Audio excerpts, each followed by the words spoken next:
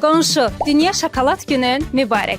Bugün sizinlə şirin bir challenge edəcəyik. İştirakçıların cəmi 1 dəqiqə vaxtı var. Məqsəd isə bacardıqları qədər rəflərdən şokoladlı məhsulları toplamaqdır.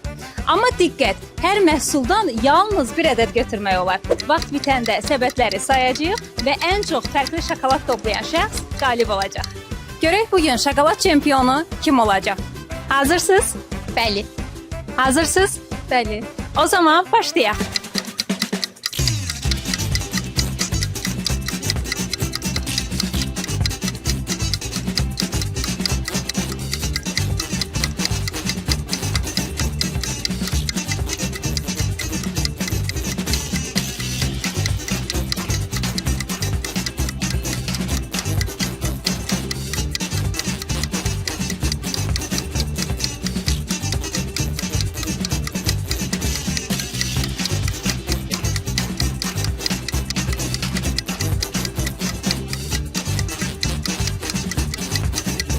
Gəlin saymağa başlayaq.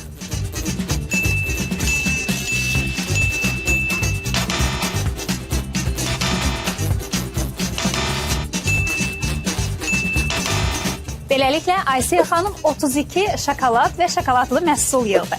Bunlar isə uyğun olmayan məhsullar idi. İndi isə keçirik Fatimə xanımın məhsullarını saymağa.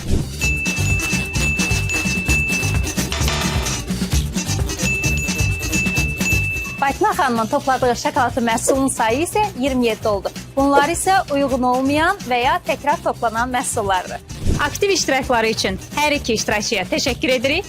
Qalibimiz Aysel xanıma isə Oba Plus'dan 10 bonus hədiyyə edirik. Növbəti challenge'larda görüşənədək.